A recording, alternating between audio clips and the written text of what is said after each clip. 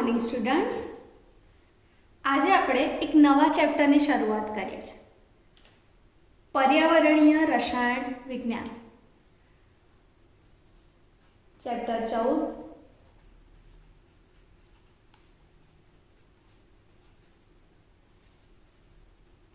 પર્યાવરણીય રસાયણ વિજ્ઞાન. ચેપ્ટરમાં આગળ જઈએ એ પહેલાં એ તો સમજવું પડે ને કે મેડમ આ ચેપ્ટર જરૂરી કેમ છે. મેડમ કહેશે યાર એક્ઝામ આવે છે, નીટની પ્રિપરેશનમાં ક્વેશ્ચન તો પૂછાશે ને, JEEમાં આના MCQs તો હશે જ નહીં રે. આ ચેપ્ટર આપણને ખાલી નીટ જી માટે લિમિટેડ નથી. આ ચેપ્ટરથી આપણને આપણી જવાબદારીઓનું થોડુંક ભાન પડશે. જ્યારે પર્યાવરણ આવે ને ત્યારે આપણને આપણી ધરતી માતા માટે, સેકન્ડ આપણી આ જે પૃથ્વી જેના પર આપણે રહીએ છીએ, રાઈટ, કેટલા ગ્રહો છે? 9. એમાંથી પૃથ્વી એક એકલી ગ્રહ એવો છે જેના પર જીવન શક્ય છે. કઈ રીતે? તો રીઝન જ એ છે ને કે એવું એટમોસ્ફિયર, એવું વાતાવરણ, એવું પર્યાવરણ અનુકૂળ છે જે મનુષ્ય જાતિ માટે રહેવા માટે એની પૂરી મતલબ જે જીવન જરૂરિયાત છે એના માટે એ અનુકૂળ આવે છે અને એના લીધે પૃથ્વી પર જીવન શક્ય છે. બરાબર છે? કોઈ બી જીવસૃષ્ટિ આપણે લોકો બહારના ગ્રહમાં પોસિબલ જ નથી, કેમ કે એવું વાતાવરણ જ નથી, એવું પર્યાવરણ જ નથી. અને આપણને આ પૃથ્વી પર રહેવા મળ્યું છે ને ત્યારે મનુષ્ય જાતિ જ્યાં રહીએ છે ને એને જ નુકસાન પહોંચાડી રહી છે.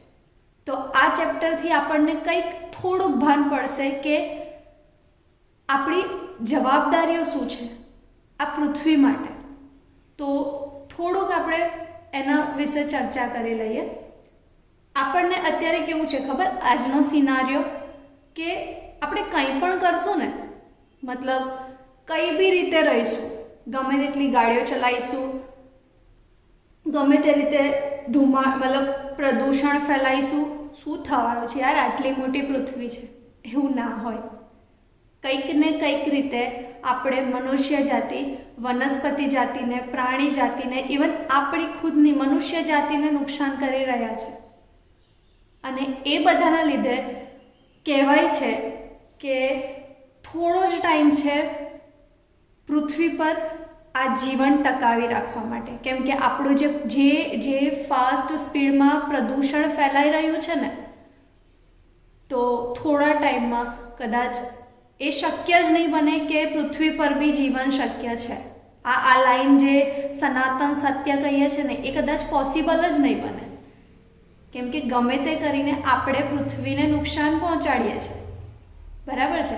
તો થોડુંક આપણે આ ચેપ્ટરથી આપણે બધા જ થોડુંક આપણે કંઈક સમજી લઈએ જે આપણે આપણા પેરેન્ટ્સને બી સમજાવી શકીએ, ઇવન આપણે આપણા ફ્રેન્ડ્સને બી સમજાવી શકીએ કે થોડી ગાડી ઓછી ચલાવીએ, અઠવાડિયું ચલાવતા હોય તો 2 દિવસ ચલાવીએ, સોસાયટીની બહાર જવું હોય તો થોડુંક ચાલતા જઈ શકીએ છીએ, રાઈટ? તો કંઈક રીતે આપણા થકી કંઈક પ્રદૂષણ ઓછું થતું હોય તો એ આપણે ટ્રાય કરીએ. હવે પર્યાવરણીય રસાયણ વિજ્ઞાન. આ પર્યાવરણીય રસાયણ વિજ્ઞાન કોને કોને સાંકળે છે? તો એ આપણી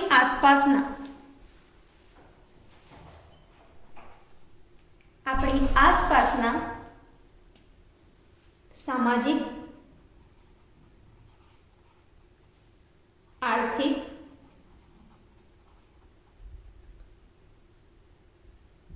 રાસાયણિક, જૈવિક, ભૌતિક,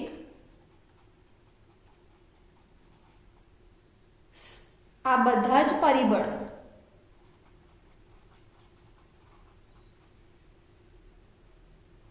ના આંતર સંબંધ, આ બધા જ એકબીજાને રિલેટેડ છે. અને એ જ આપણે સમજવાનું છે. સમજો છો?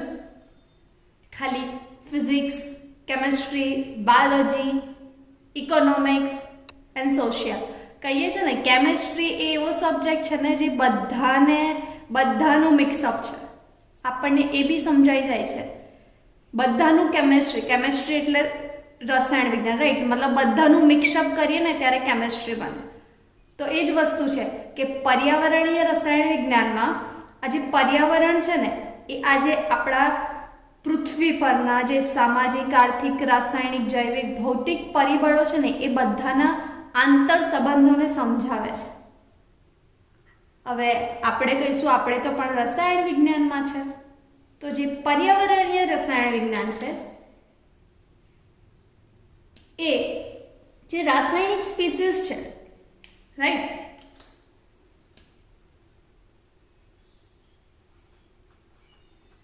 જે રાસાયણિક સ્પીસીસ છે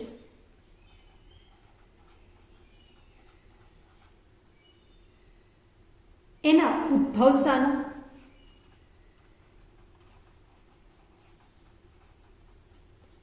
એના વહન પ્રક્રિયાઓ,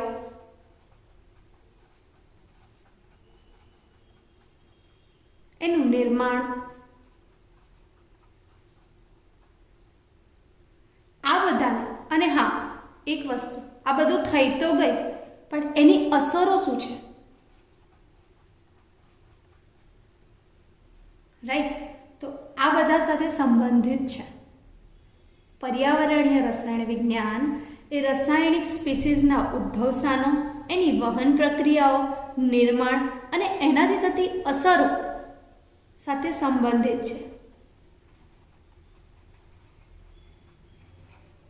તમને લોકોને ખબર છે આપણે જે પ્રદૂષણ ફેલાઈએ છીએ ને એ પ્રદૂષણથી કદાચ કેવા મતલબ એટલા બધા આજ આપણને તો કોઈ અંદાજો નહીં હોય પણ આપણી પૃથ્વીની આસપાસ ઓઝોન લેયર આવેલું છે. આ જે ઓઝોન લેયર છે ને એમાં કાણું પડી ગયું છે. એના લીધે એ હોલના લીધે જે ગરમી ઉત્પન્ન થાય છે, ઓઝોનનો આગળ સ્ટડીમાં આવશે જ આગળના એમાં, પણ આ એક નોલેજ માટે કહું છું કે જે ઓઝોન છે ને એમાં કાણું પડી ગયું છે ને એના લીધે કંઈક રીતે જે કિરણો છે જે આપણને નુકસાન કરે છે એ ફાસ્ટ સ્પીડમાં આવી રહી છે, પૃથ્વીને નુકસાન પહોંચાડી રહી છે. એના લીધે જ આ બધી ગરમી વધારે પડે છે. તમને લોકોને ખબર, બિનમોસમ બારિશ હમણાં 2 દિવસથી પડે છે. સેમ એઝ સિઝન વગર રાજસ્થાન ને એ બધા, ઓકે એક રીતે સમજે કે રાજસ્થાનમાં ગરમી હોવાની પણ લિમિટથી વધારે ગરમી પડતી હોય છે. આ બધું સેકન્ડ જે પ્રજાતિઓ છે તમને લોકોને અંદાજ નહીં હોય પણ પહેલાં છે ને એટલી બધી ચકલીઓ હતી હતી, લાઈક ટોળામાં ચકલીઓ ફરતી હતી. આજે 2 ચકલી બી દેખાય છે તો આપણે માણસ ખુશ થઈ જઈએ છીએ. ગીરમાં કેટલા બધા સિંહ, વાઘ, અત્યારે એ પ્રજાતિઓ લુપ્ત થઈ ગઈ છે. પોપટો, માંડ જોવા મળે છે. તો આ બધી વસ્તુ એવી છે કે જે આપણને લાગે છે કે આપણે કંઈ જ નહીં કરતા પણ આપણે આજ જે રીતે રહીએ છીએ ને એમાં બહુ બધું કરી નાખીએ છીએ. કેટલી બધી પ્રજાતિઓ લુપ્ત થાય છે જે આપણને કદાચ જોવા માંડ મળે છે, બરાબર છે? જંગલો કપાય છે. માણસ પોતાના ફાયદાના લીધે પોતાને કંઈક ને કંઈક બેનિફિટ થાય, રાઈટ? લાકડા જોઈએ છે ફર્નિચર માટે, એ બધા માટે એ જંગલો કાપી નાખે છે. આ બધાથી નુકસાન કોને છે અત્યારે નહીં ખબર પડે પણ પાછળ મનુષ્ય જાતિને જ છે ને. આજે ઉદ્યોગો સ્થાપી દે છે, ઉદ્યોગો સ્થાપી તો દે છે, પૈસા કમાઈ બી લે છે. એક બિઝનેસમેનને, ઇન્ડસ્ટ્રીયલાઇસ્ટને, મતલબ તમે કઈ બી રીતે કોઈ બી એવી ઇન્ડસ્ટ્રી ખોલ દો જેના પછી જે એમનો વેસ્ટ હોય ને એ બધું એ લોકો એક નદીમાં નાખે છે. અમે રીતસરનું જોયું છે. તો આ બધું પ્રદૂષણ કોને નુકસાન પહોંચાડે છે? મનુષ્ય જાતિને જ ને. મનુષ્યને નહીં તો વાતાવરણને આ વાતાવરણમાં પ્રદૂષણ ફેલાશે તો ઇન લાસ્ટ દેખો બધું જ થશે, નુકસાન મનુષ્યને જ છે અને એ માણસે સમજવું પડશે. બરાબર. જે પર્યાવરણીય પ્રદૂષણ છે તો એવું કહેવાય કે કેમ થાય, તો આ જે પર્યાવરણીય પ્રદૂષણ છે ને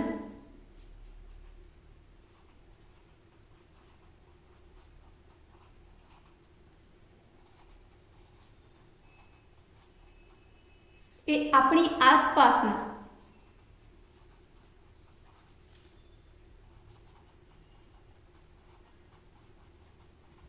અનિચ્છનીય ફેરફાર, અનિચ્છનીય મતલબ કે જે આપણને ના ગમતું હોય ને થાય. પૃથ્વી આપણને કહે છે એને તો કેટલું બધું નહીં ગમતું હોય, આપણે જે કરીએ છીએ, આપણી આસપાસના અનિચ્છનીય ફેરફારો જે ના થવા જોઈએ રિયલમાં,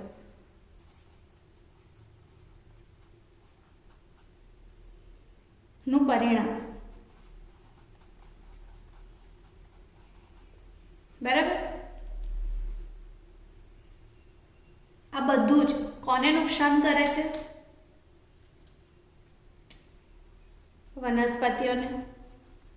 વનસ્પતિઓ બોલતી નથી, કરો ને નુકસાન. કે પ્રાણીઓ બિચારા મૂંગા હોય છે, મનુષ્ય તો સમજે છે ને. ફર્ક એ જ છે વનસ્પતિને પ્રાણીમાં. જે સેન્સિબિલિટી મતલબ માણસમાં એ દિમાગ છે સમજવાની, જે મનુષ્ય નથી સમજતો, તો બિચારા વનસ્પતિને પ્રાણીઓમાં આપણે બ્લેમ કેમ કરીએ? આ કહે છે વનસ્પતિઓ કાપાઈ જાય એ બધું, બટ કાપે છે કોણ? માણસ જ ને. નુકસાન કરે છે કોણ? માણસ જ ને. ભોગવવું કોને પડે છે? બધા જ જીવ, બધી પૂરી જીવ સૃષ્ટિને ભોગવવું પડે છે. વનસ્પતિઓ, પ્રાણીઓ, મનુષ્ય જાતિ.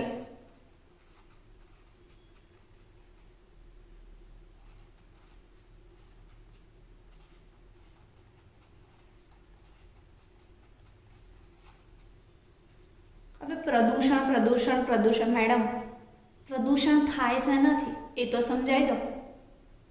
તો બચ્ચાઓ, જે પદાર્થ, જે ઘટક પ્રદૂષણ ફેલાવે ને એને એક વર્ડ આપ્યો છે, પ્રદૂષક. બરાબર. Wait wait wait wait wait પ્રદૂષક સિમ્પલ છે મેડમ. પ્રદૂષક એટલે શું? આપણે એવું ના કહેવાય. સાયન્સની ડેફિનેશનમાં પ્રદૂષક એટલે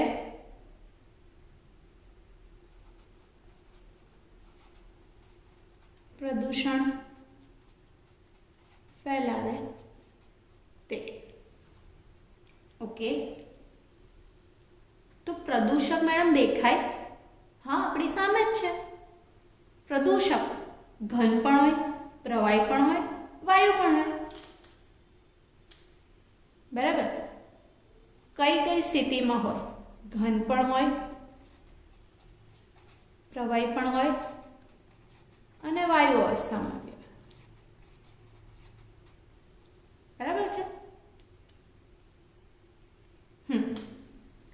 હવે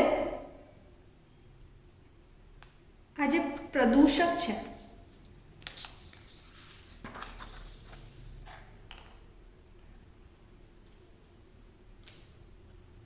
કુદરતી રીતે બી થાય, માનવ સર્જિત રીતે બી થાય. પ્રદૂષણ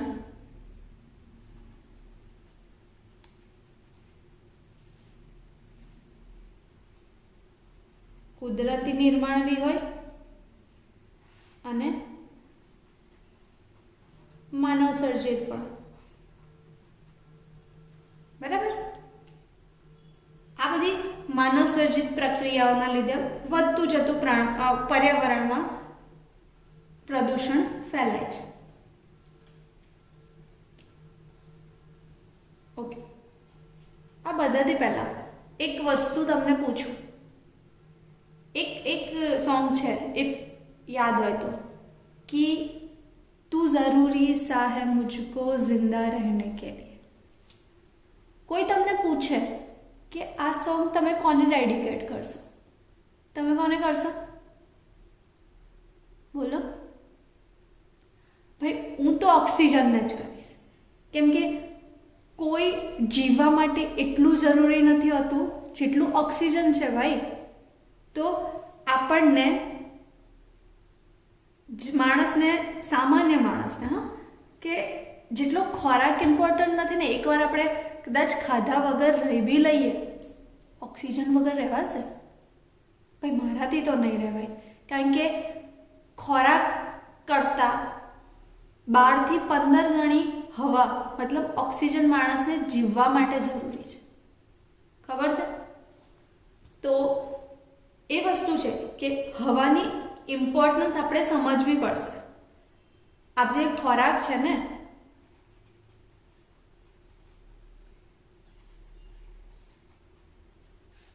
ઓકે, ખોરાક કરતાં 12 થી 15 ગણી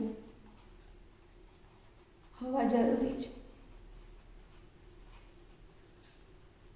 હવે ખોરાકમાં બી પ્રદૂષકો હોય, તમને આઈડિયા હોય. આ કોરોના, પેલા ચીની ભાઈએ કંઈક ખાવાના એમાં જ કંઈક કોરોના, મતલબ એના વાયરસનું એ હતું, રાઈટ? તો ઓબ્વિયસ છે કે ખોરાકમાં જે પ્રદૂષક હોય ને, તો સેમ એઝ હવામાં પણ હોય, બરાબર? તો જે આ જે પ્રદૂષક છે એ બધું બેલેન્સ થાય છે. હવે એક વસ્તુ છે કે અમુક પ્રદૂષકો એવા હોય કે જેનું વિઘટન થાય છે.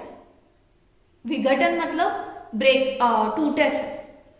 મોટું કણ હોય એનાથી, મતલબ વિઘટન થતાં એકદમ નાનું કણ બની જાય, જે કદાચ પ્રદૂષણ ફેલાવવા માટે નિમ્ન કક્ષાનું છે, જે નથી ફેલાઈ શકતું. એને વિઘટન, મતલબ વિઘટન એને કહે કે જે એટલું બધું પ્રદૂષણ નથી ફેલાઈ શકતું, એનું એટલું નાના કણમાં વિભાજન થઈ જાય છે, બરાબર છે? તો અમુક એવા પ્રદૂષકો હોય કે જેનું વિઘટન થાય. ફોર એક્ઝામ્પલ દેખો, લખવું પડશે, જસ્ટ વેઇટ. પ્રદૂષકો જેનું વિઘટન થાય, બરાબર? તો જે વિઘટન થઈ જાય ને, તો જે કુદરતી રીતે જ એનું વિઘટન બહુ ઝડપી છે. મતલબ દેખો, શાકભાજી હોય, બરાબર? હા મેડમ, શાકભાજી તો લીલા કલરનું હોય. ચલો, એક ભાજી છે, ચલો, બરાબર? આ ભાજીનો કચરો, ભાજી સમારી, ભાજીનો કચરો આપણે એમ જ જમીન પર નાખી દીધો. આપણા ઘરમાં બગીચો છે, એમ જ નાખી દીધો, બરાબર? મેડમ, યાર ઉઠાવવાનો કંટાળો આવે છે. તમે 10 દિવસ, 15 દિવસ, 20 દિવસ, થોડા ટાઈમ પછી દેખશો ને, તો એ ત્યાં નહીં હોય. મેડમ ક્યાં ગયું? ગાય ચરાઈને જતી રહી. એવું નહીં, એવું ના હોય. ભાજી, મતલબ જે શાકભાજી છે ને, એનું વિઘટન થઈ ગયું, અને વિઘટન થઈ ગયું તો એ ત્યાં જગ્યા પર નહીં દેખવા મળે. જમીનમાં એનું વિઘટન શક્ય છે. કઈ રીતે? કુદરતી રીતે, બરાબર? હવે બીજી તરફ અમુક એવા બી હોય કે જેનું વિઘટન શક્ય નથી.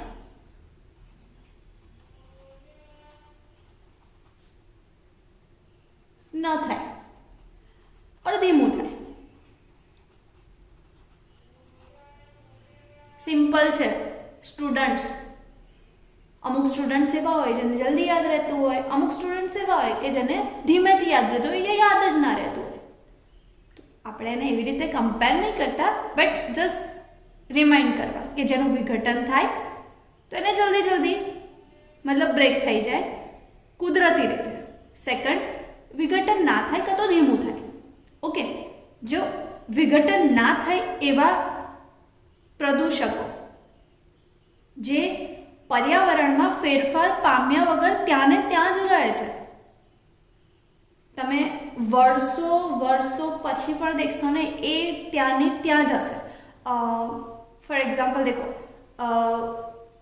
હું મારા ઘરની બહાર ખાડો ખોદીને પ્લાસ્ટિક નાખું છું, પ્લાસ્ટિક દાટી દઉં છું, અને સેમ એઝ બીજો ખાડો ખોદીને શાકભાજી નાખી દઉં છું, શાકભાજીનો કચરો. મતલબ વર્ષો પછી અત્યારે આપણે કહીએ કે ચલો ફોર એક્ઝામ્પલ હું 24 વર્ષની ઉલટું 42 વર્ષે હું કદાચ એ ખાડો ખોદીને દેખીશ ને તો શાકભાજી નહીં મળે પણ પ્લાસ્ટિક જોવા મળશે. આપણે નથી કરવાનું આ વસ્તુ, કેમ કે આપણે પ્રદૂષણ ઓછું કરવાનું છે, વધારવાનું નથી. આપણે વચ્ચે યાદ હોય તો ઇન્ડિયામાં પ્લાસ્ટિક બેન હતું, આજે બી બેન જ છે, પણ માણસ જાત એવી છે ને કે જે પ્રદૂષણ વધારવા માટે તત્પર છે. બરાબર? તો પ્લીઝ એક એડવાઇસ, હું તો મતલબ પ્લાસ્ટિક બેગ યુઝ નથી કરતી, પણ તમને બી એક એડવાઇસ છે, પેપર બેગ યુઝ કરો યા કાપડ લઈને ફરો, કોઈ બી એ વગર. કારણ કે આપણને આપણી કન્ટ્રી, આપણને આપણી પૃથ્વી વાલી છે. બરાબર? તો આ જે પ્લાસ્ટિક છે, આ એનું એક્ઝામ્પલ પ્લાસ્ટિક જ છે, બહુ બધા છે, but plastic is one of.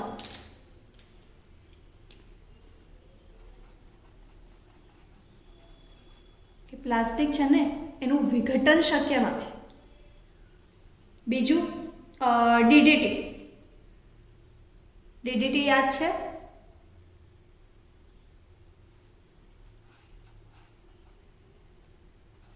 Die chloro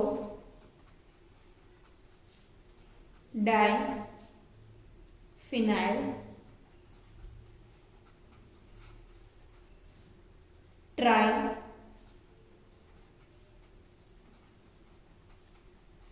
chloro ethane. આ બધા ભારે ધાતુ જે મેટલ્સ છે,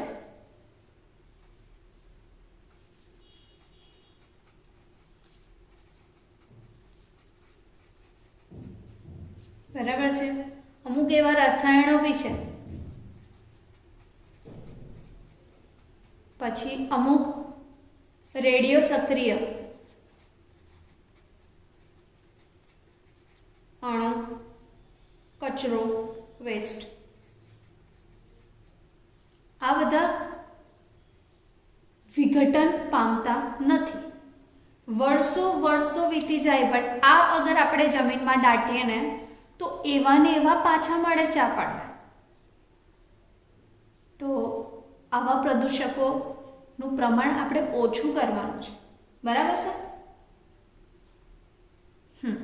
જે કુદરતી રીતે વિઘટન ના થાય ને, મનુષ્ય જાતિ તો જાતે વિઘટન કરાવે નહીં, તો જેનું કુદરતી રીતે વિઘટન ના થાય તો એ શું કરે? એ જીવસૃષ્ટિને હાનિ પહોંચાડે.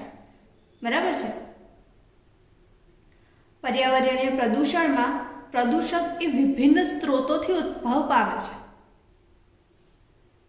વિભિન્ન સ્ત્રોત એનાથી ઉત્પન્ન તો થઈ જાય, પણ વહન કોણ કરે? તો પાણી દ્વારા, જમીનમાં, હવા દ્વારા, આપણી મતલબ કઈ બી એવા કચરો ફરતો હોય હવામાં, ફૂલ જોશમાં પવન આવે તો આ બધું વહન પામી શકે છે. રાઈટ? પાણી ફૂલ સ્પીડમાં પાણી જ્યારે વહન પામે, આ બધો કચરો હોય એક જગ્યાથી બીજી જગ્યાએ જઈ શકે, વસ્તુ અલગ છે, પણ પ્રદૂષણ કેટલું ફેલાવે છે, અને મનુષ્ય જાતિ દ્વારા. બરાબર છે? આ કચરો સ્ત્રોત કયા છે જે વહન પમાવે છે? પાણી, હવા અને મનુષ્ય થી વહન થાય છે. ડન?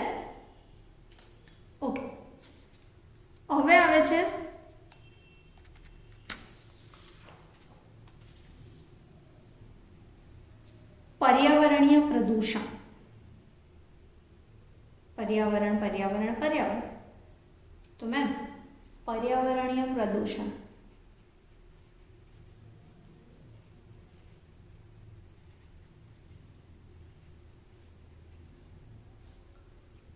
ઓકે, એની અંદર મેઇન વાતાવરણીય પ્રદૂષણ.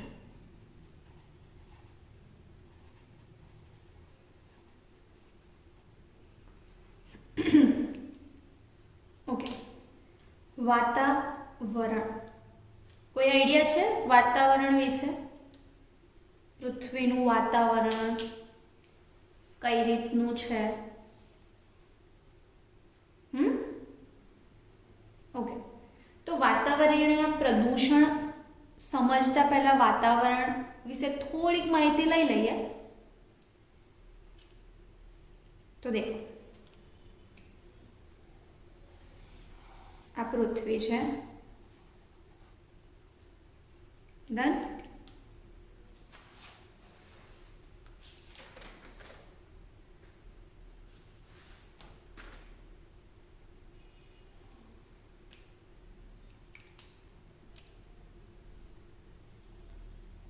પહેલા હું ડ્રો કરી દઉં, પછી સમજો.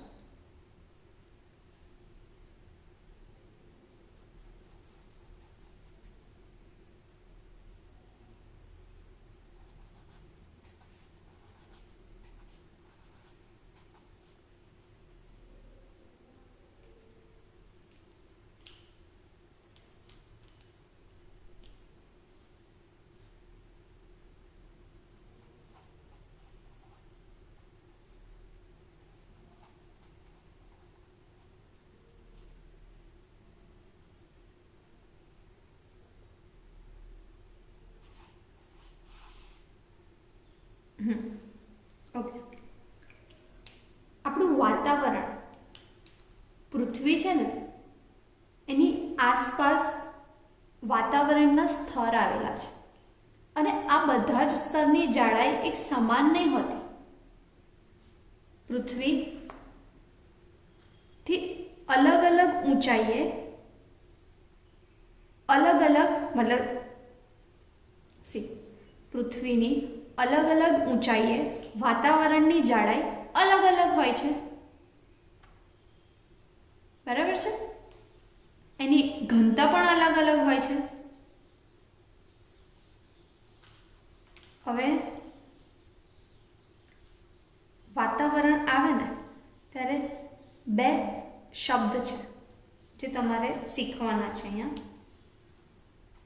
એક ક્ષોભાવરણ, પૃથ્વીની આસપાસ આવરણ આવેલા છે, આપણે કદાચ આવી ગયું છે બટ યાદ કરાવીએ. ક્ષોભાવરણ અને બીજું સમતાપાવરણ.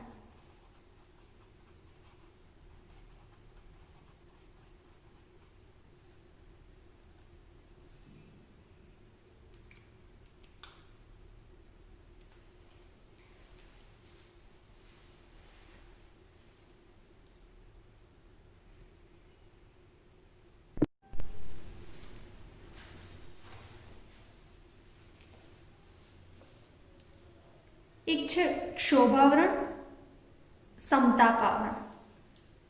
ક્ષોભાવરણને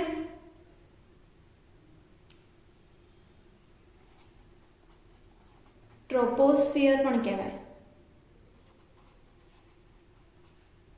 અને સમતાપાવરણને સ્ટ્રેટોસ્ફિયર.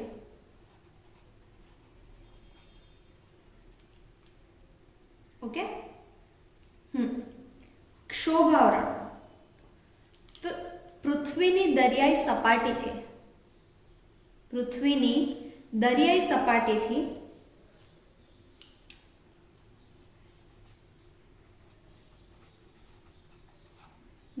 સપાટીથી 10 કિલોમીટર અંતરે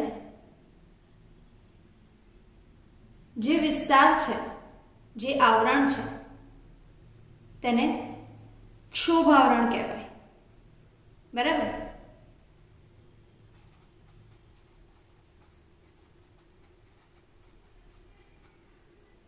અને દરિયાઈ સપાટીથી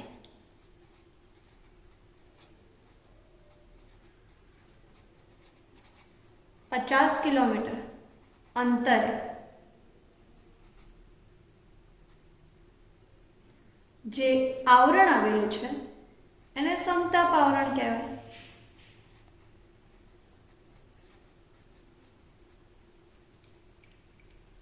હવે આ બે વચ્ચે ઇમ્પોર્ટન્ટ કયું છે? તો ક્ષોભાવરણ છે ને,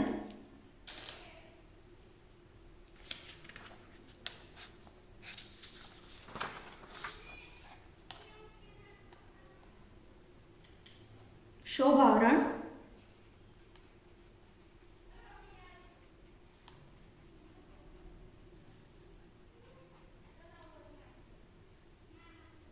એની અંદર હવાનું પ્રદૂષણ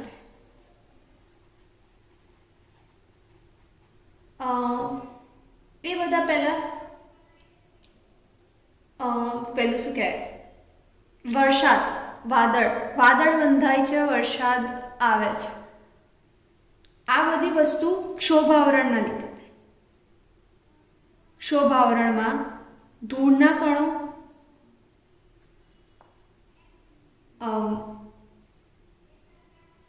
હવાના પ્રવાહ, વાદળોનું નિર્માણ, આ બધું થાય છે.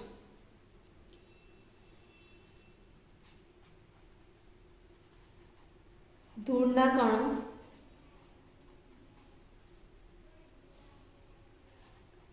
વાદળનું નિર્માણ, વરસાદની પ્રક્રિયા, આ બધું ક્ષોભાવરણમાં થાય છે. બરાબર છે. ક્ષોભાવરણમાં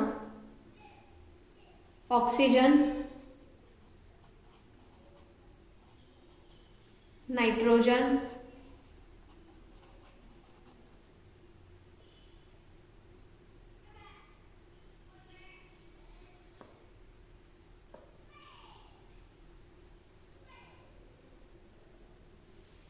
ગેસીસ,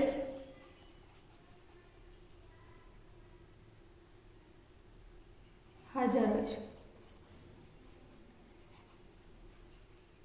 ડન.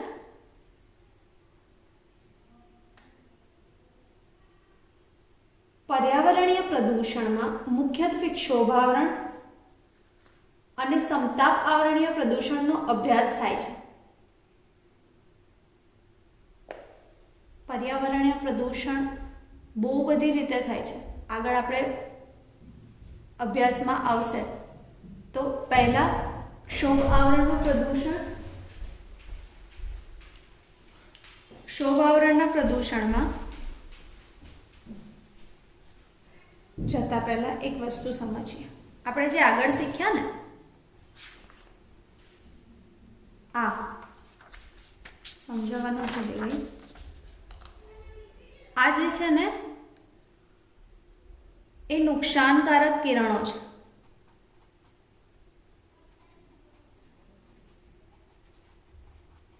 જે પૃથ્વી પર ફૂલ સ્પીડમાં આવતા હોય, પણ એને રોકે કોણ? આ ઓઝોન. ઓઝોન એ પારજાંબલી કિરણોના 99.5% ભાગને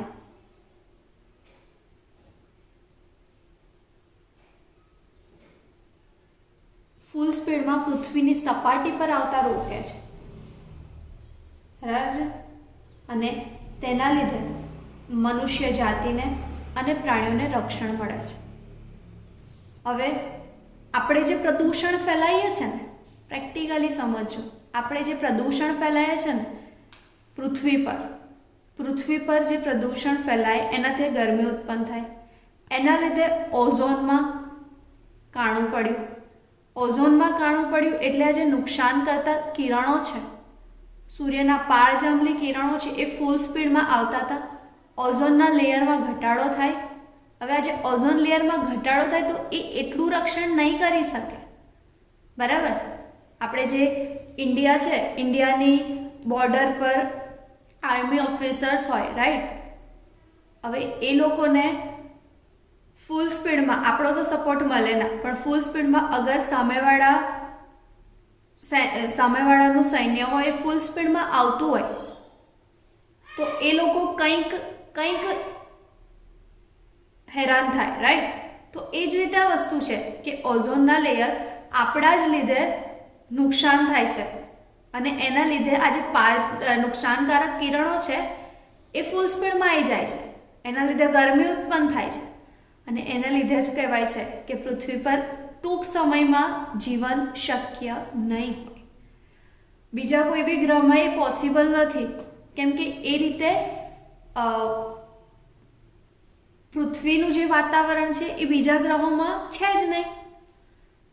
અંતરિક્ષ નામ સાંભળ્યું હશે, રાઈટ? તો અંતરિક્ષમાં ના આપણે જેમ રેગ્યુલર રહીએ છીએ ને એ તો પોસિબલ જ નથી. અંતરિક્ષમાં કહેવાય છે કે જે આકાશયાનો છે ને એ લોકો પેલો જે એમનો જે સૂટ પહેરીને જાય ને તો જ જીવન પોસિબલ છે. એ લોકો ઓક્સિજનના બાટલા લઈને જાય છે અને એ સૂટ જ 1.8 મિલિયનનો છે.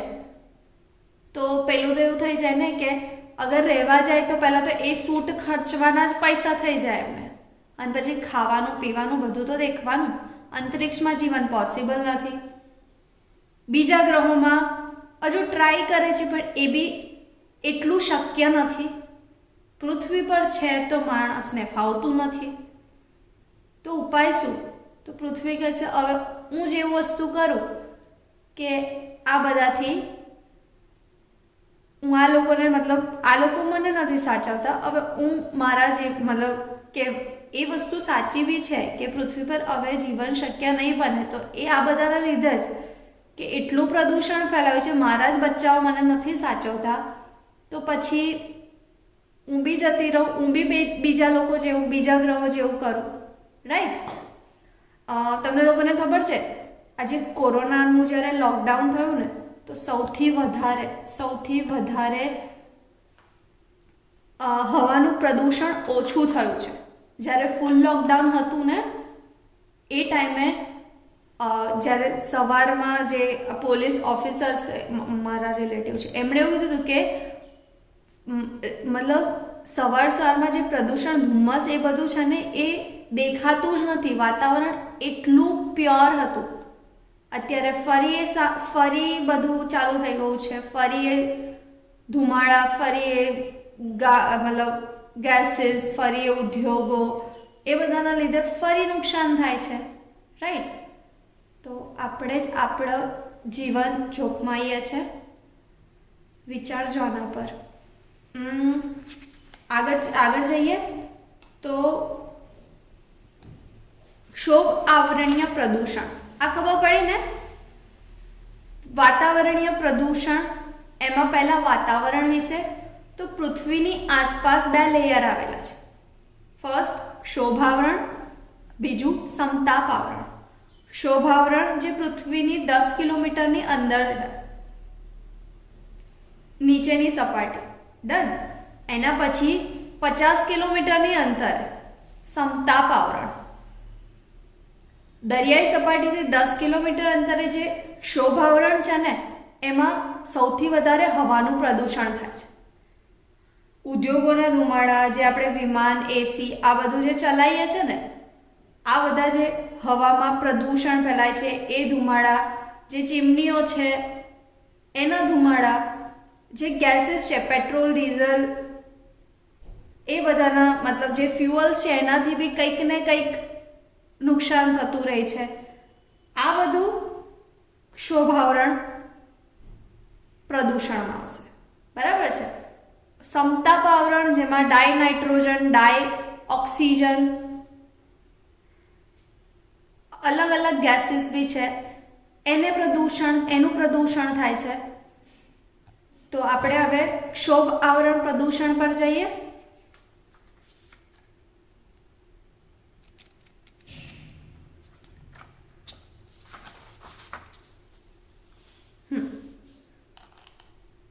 ઓકે, ક્ષોભ આવરણીય પ્રદૂષણ અનિચ્છનીય ઘન અને વાયુમય ઘટકો કણોને લીધે થાય છે. પહેલા જ કીધું હવાનું પ્રદૂષણ ક્ષોભ આવરણીય પ્રદૂષણના લીધે, રાઈટ. તો હવામાં ઘન પણ હવામાં રહે ઘન કે વાયુ ઘટકો આ પ્રદૂષકોના લીધે થાય. જે રજકણ છે એના લીધે થાય. બે રીતે એને ડિવાઈડ કરીએ.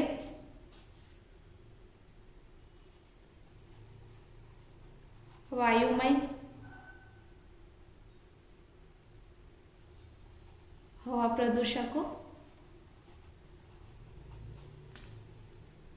અને રજકણ સ્વરૂપના પ્રદૂષક, મતલબ ઘન પ્રદૂષક.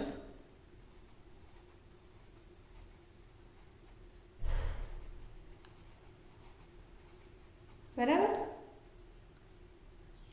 વાયુમય આવે એટલે અલગ અલગ પ્રકારના ગેસીસ,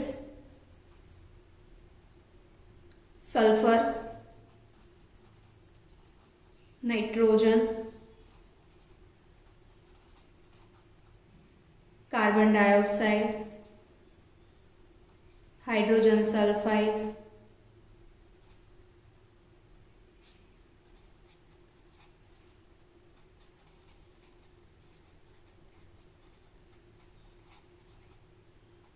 હાઇડ્રોકાર્બન્સ,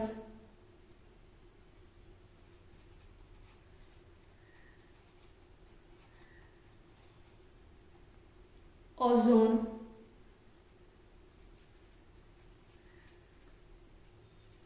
અને બીજા ઓક્સિડેશન કરતા. બરાબર.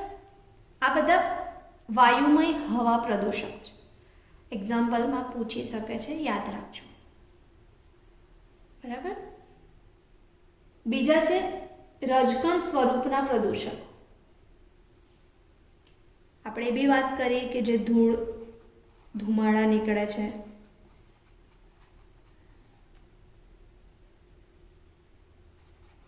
ધુમ્મસ, સ્મોક્સ, ધૂમ્રસ, આ બધા રજકણ સ્વરૂપના પ્રદૂષકો છે. આટલા બધા પ્રદૂષકો જ્યારે હવામાં હોય તો નુકસાન તો પહોંચશે જ ને, રાઈટ. હવે આપણે આજે વાયુમય હવા પ્રદૂષકોમાં સલ્ફરના ઓક્સાઇડ સંયોજનો જોઈશું.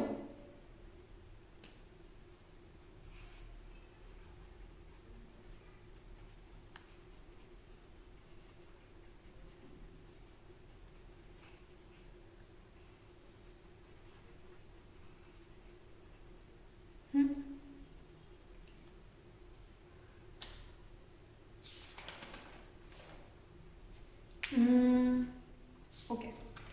સલ્ફર,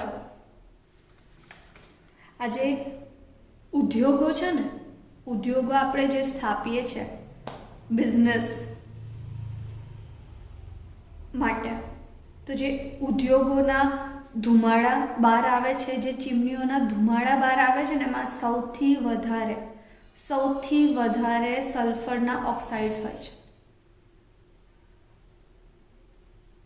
આપણું જે એસી છે, આપણે એવું કંઈ આપણને ગરમી લાગે તો શું કરીએ? મેડમ એસી છે, કુલર છે, ઘરમાં બેસીને એસી ચાલુ કરી દેવાનું, ઠંડક થઈ જાય. બેટા, ઠંડક ઘરમાં થાય, પણ ઘરની બહાર જે ગેસીસ ઉત્પન્ન થાય ને, એ સલ્ફરના ઓક્સાઇડ છે. તો એ સલ્ફર હવામાં પ્રદૂષણ ફેલાવે છે. બરાબર છે. તો ડાયરેક્ટલી ઇનડાયરેક્ટલી આપણે આપણા બેનિફિટ્સ માટે પ્રદૂષણ ફેલાઈએ છીએ, હવામાં અલગ અલગ ગેસીસ પ્રોડ્યુસ થાય છે, એના લીધે ઇનડાયરેક્ટલી ઓર ડાયરેક્ટલી નુકસાન આપણને થાય છે.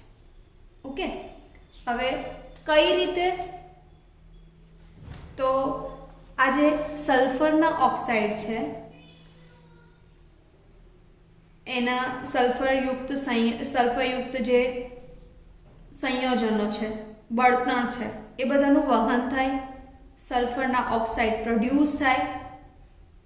એમાં main sulphur dioxide. Okay, sulphur dioxide SO2.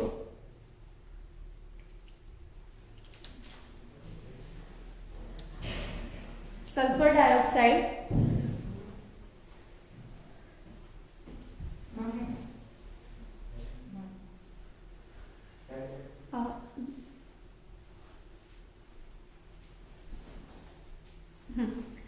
Thank you.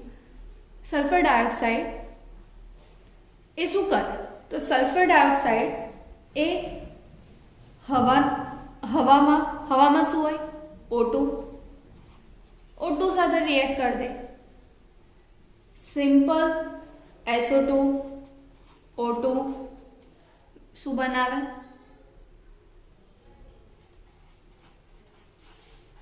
Gas છે જે હવામાં પ્રદૂષણ ફેલાવે. હવે જે આજે SO2 છે, SO3 છે, આ બધા જે સલ્ફરના ઓક્સાઇડ સંયોજનો છે ને,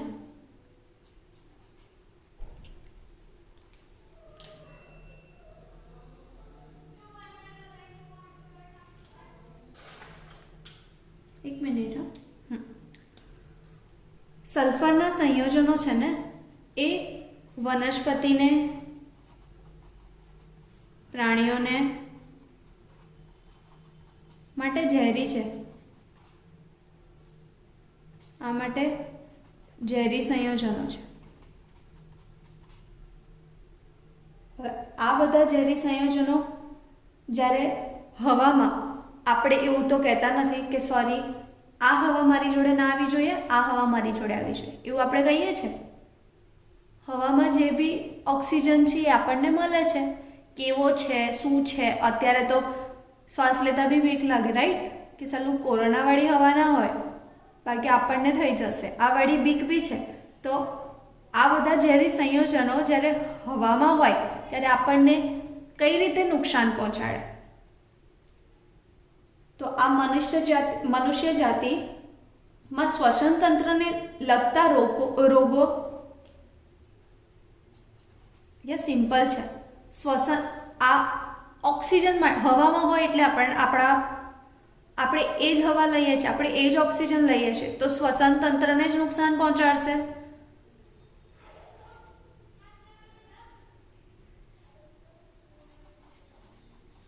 નુકસાન કોને કરે? શ્વાસ નળીને લગતા રોગો. કેવા? દમ, અસ્થમા, શ્વાસ નળીમાં સોજો,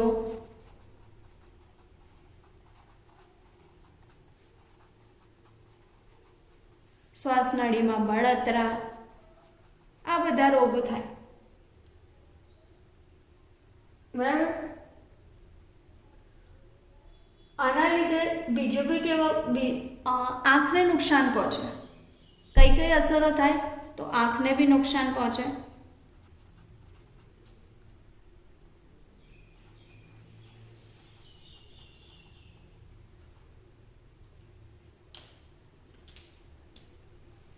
આંખ લાલ થઈ જાય, આંખમાં બળતરા થાય, આંખમાંથી પાણી નીકળે.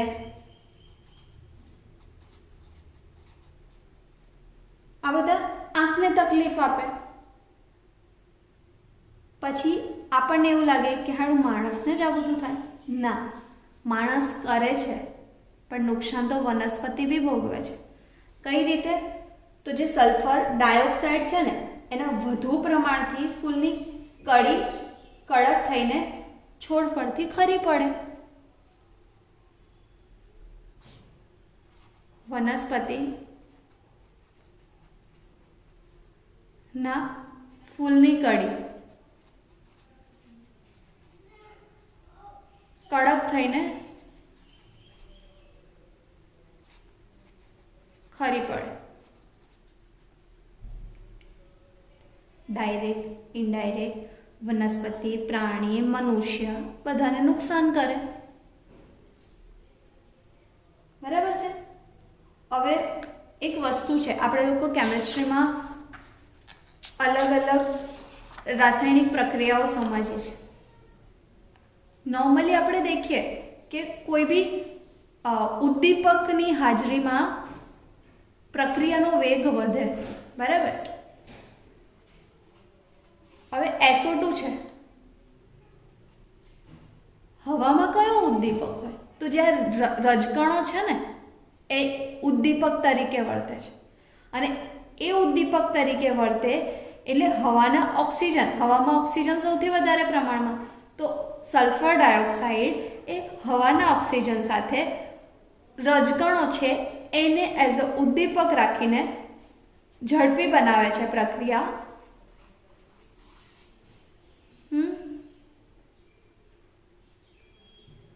અને SO3 માં કન્વર્ટ કરે છે, સલ્ફર ટ્રાયોક્સાઇડમાં. આ ગેસ સૌથી ઝેરી છે સલ્ફર સંયોજનોમાં. સલ્ફર ડાયોક્સાઇડ અને આ સલ્ફર ટ્રાયોક્સાઇડ. બરાબર. હવે એવું તો છે નહીં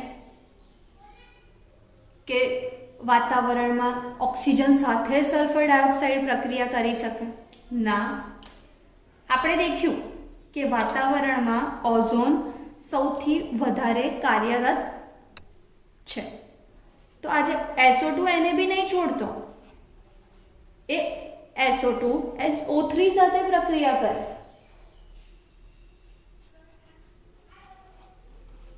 SO3 બનાવે અને O2 ગેસ બનાવે. આ O2 બી પ્યોર તો નહીં જ મળે, જે આપણા શ્વાસમાં જઈને નુકસાન પહોંચાડશે. સેમ એઝ ટ્રાયોક્સાઇડ જે નુકસાન પહોંચાડશે. ઓઝોન લેયર સાથે પ્રક્રિયા કરશે તો ઓઝોનનું પ્રમાણ ઓછું થશે. સમજો છો? એ પછી SO2 પાણી સાથે બી પ્રક્રિયા કરે. સેમ એઝ હાઇડ્રોજન પેરોક્સાઇડ સાથે બી પ્રક્રિયા કરે. હાઇડ્રોજન પેરોક્સાઇડ સાથે પ્રક્રિયા કરીને H2SO4 બનાવે છે. H2SO4 સલ્ફ્યુરિક એસિડ, તમને ખબર છે એ સાંદ્ર એસિડ છે જે હવામાં મળે. શું યાર, H2SO4 લિક્વિડમાં મળે. પાણીને પગાડશે. H2SO4 પાણી રિએક્ટ કરે, બૂમ, સીધી વાત છે. કંઈક એસિડ ઉત્પન્ન થાય, એસિડ, હીટ, આ બધું થાય, વાતાવરણ પ્રદૂષિત થાય, પર્યાવરણને નુકસાન પહોંચે. તો આ બધું ક્ષોભ આવરણીય પ્રદૂષણમાં આવે. ફર્સ્ટ આજે આપણે જોયું સલ્ફર યુક્ત સલ્ફરના ઓક્સાઇડ સંયોજનો જેનાથી પ્રદૂષણ ફેલાય છે ક્ષોભ આવરણીય પ્રદૂષણમાં. કાલે આપણે નાઇટ્રોજન ઓક્સાઇડના સંયોજનો જોઈશું, જેમાં નાઇટ્રોજન ઓક્સાઇડના કમ્પાઉન્ડ્સ કઈ રીતે વાતાવરણમાં હવામાં આવીને નુકસાન કરે છે એના વિશે થોડી માહિતી લઈશું. બટ પ્લીઝ બને એટલું પ્રદૂષણ આપણા થકી ઓછું કરીએ અને પૃથ્વીને બચાવીએ. Okay, bye bye.